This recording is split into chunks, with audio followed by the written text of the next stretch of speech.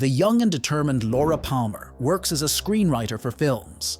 Day to day, she listens to many silly ideas about objects that feel pain or plants that think, but she always tries to make the writers feel good, saying nice things about their work and telling them she'll call them later. Her husband Tony comes to see her. For several months, they've been trying to end their marriage amicably. Tony tells their story as if it were a movie, something he used to write, but for many years he suffered from deep sadness and couldn't sell any ideas. Laura reminds him about his drinking problem, a subject that Tony strangely doesn't want to discuss. He, however, can't forget the love they had and hopes to fix the marriage, mainly because their daughter Anna is suffering from the constant fights between them. But Laura doesn't want to know about it and doesn't want to return to that life. She just asks him to sign the divorce papers. She's growing in her career, receiving new contracts that pay well. Before leaving, her husband reminds her that it's their daughter's birthday. Laura has to pretend she remembered. As soon as Tony leaves, she asks her assistant Christian to buy a cake for Anna. At this moment, a person who competes with her at work, Alba, says that the private plane of the very rich man, Snail Sr., has arrived. This means he chose someone to be part of his new project, and Alba thinks it will be her. Laura runs to the reception, where she meets Snail's son, Sebastian, who makes ironic comments about her lucky watch, the one she only wears on very special occasions. She wants to know who the plane came for, since she had plans to go to Barcelona to see her daughter, but Sebastian avoids the subject, talking about the unexpected death of one of the world's richest men. Finally, he admits that his father chose Laura's competitor, Alba, so she's free to concentrate on other things.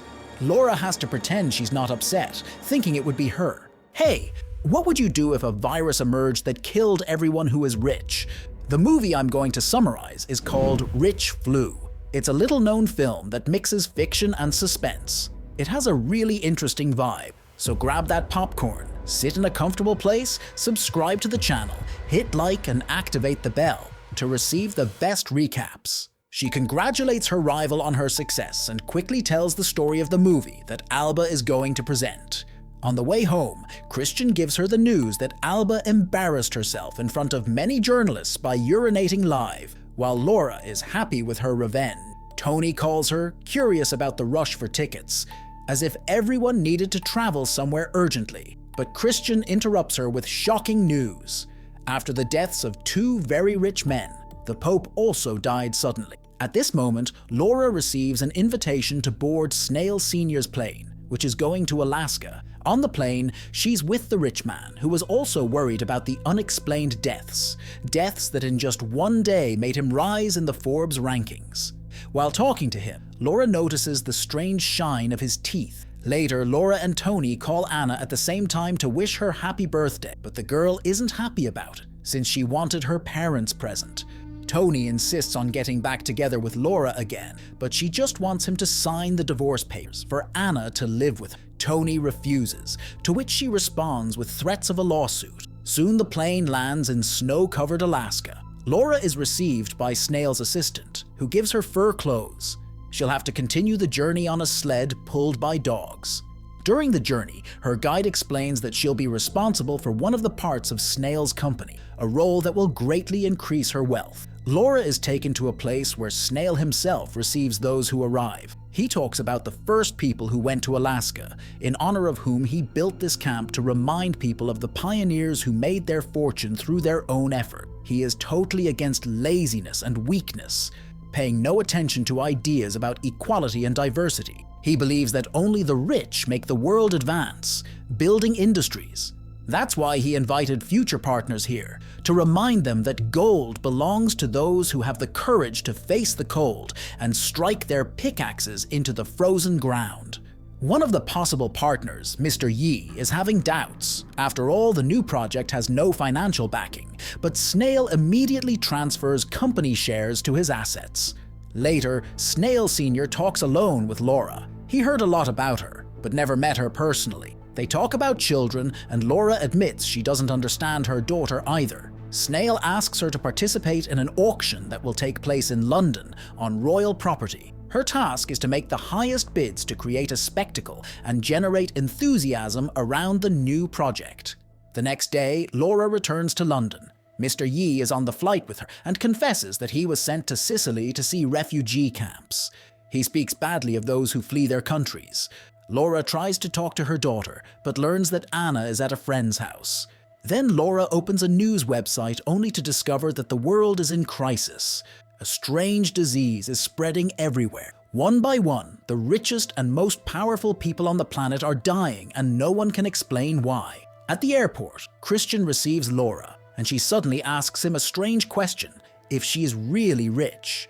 She decides that, for now, she's still only in the middle of the ladder. They arrive at the auction, and at the right time, Laura announces a very high bid for one of the items presented by a member of the royal family present.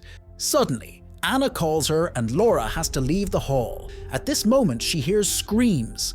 The man who just won a painting for $2 million falls and dies on the spot. Chaos happens all over the world. People are now sure that a mysterious flu is targeting only the richest citizens.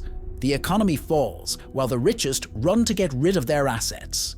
The disease, similar to a virus, seems to infect only the upper class. Laura begins to worry. Suddenly, her mother calls from Spain, saying that Anna is staying with her since neither Laura nor Tony can resolve their problems. Laura doesn't like her mother's interference, but the woman hangs up. Determined, Laura decides to fly to Barcelona. Before leaving, she meets Snail Jr., who is furious with Laura's rapid rise. His father disconnected him from the company and took away all the son's wealth to give to charity. He didn't even ask what his plans were. Now Laura is rich.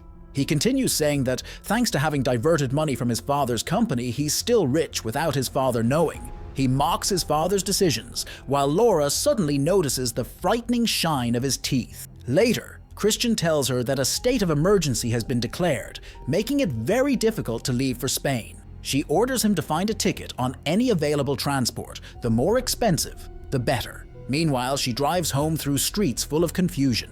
On the way, she calls her business partner from Snail's company. He says she's become much richer, but the only way to spend her money is by passing assets to someone else, if she can find someone willing to accept them. At home, Laura gathers all her valuable things, realizing that money no longer has value, and checks if her teeth are still normal. Suddenly, soldiers arrive at her door, offering to place her under protection.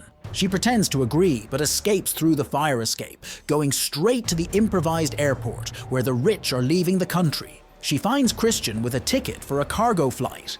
Before departure, she unexpectedly hands Christian some papers, explaining that because of her divorce, she needs to pass her assets to someone else, and offers him the chance to sign. Christian understands the true meaning of her gesture and leaves in shock, knowing that if he signed, he would die mysteriously. The plane takes off. During the flight, the rich passengers, nervous and uncomfortable, start to argue when an elderly lady notices the shine of another passenger's teeth. She attacks him, and in the fight, they accidentally open the plane door and both fall into the sky.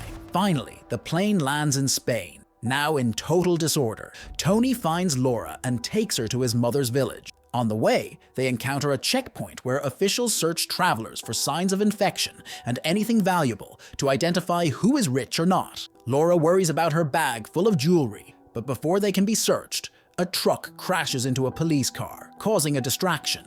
Taking advantage of the moment, the couple escapes. Terrible news fills the country. People are hunting the rich, killing them and destroying their properties. Everything is catching fire, exploding. Governments have ended. Finally, Tony and Laura arrive at their destination. Laura is very upset with the shirt her daughter is wearing, painted by her grandmother. Marta receives them, although Laura is visibly displeased with her interference. Her mother is shocked by her blindness. The world is falling apart. Her richest friends are dying en masse, despite the belief that money would protect them from everything. Her mother concludes by calling her selfish. However, Laura still refuses to accept that life, as she knew it is over. Laura is very rich, although the local residents look at her with suspicion. One of her former friends notices her watch and reminds her that she bought it with her first salary as a waitress. Meanwhile, a neighbor suggests a theory that the virus is descending the social scale. He asks aloud when Laura's turn will come. That night, Laura confesses to Tony how rich she is and says she was ready to hand over all her assets to Christian. She fears she's already infected and wants to leave, but before she can act, an angry crowd gathers outside, demanding that the incredibly rich woman leave, taking her contagious family with her. Laura begs them to spare Anna and Marta, but no one listens. Then, a friend of Laura's offers them his boat. The family quickly gets in and sails away into the night. Marta suggests going to Tanzania, where she has a friend living in the mountains. He can shelter them for a while, although it's a very long journey. They have no other choice. They set course for Africa, sailing peacefully for several days. But one night, a storm begins. Through the noisy rain, they hear cries for help and rescue a young black woman who spent 6 days adrift at sea. The moment she regains consciousness, a bright light illuminates the boat. A military spotlight. A Coast Guard boat intercepts them. The soldiers behave aggressively, rudely searching everyone on board, declaring that Libya is refusing to accept refugees.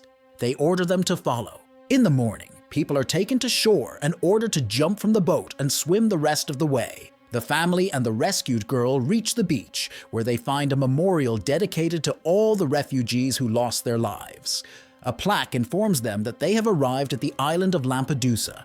Not far away, a refugee camp has been set up and they go there. But at the entrance, a checkpoint separates them into Europeans and people from the African continent. Marta tries to prove that the black girl is their friend, but is informed that in fact she is in a better position than the newly arrived white people. Later, they discover that all connections to Europe have been cut. Laura tries to remind them of her many donations to charity, but now that has no value. There's no food here, not even the most basic medicines.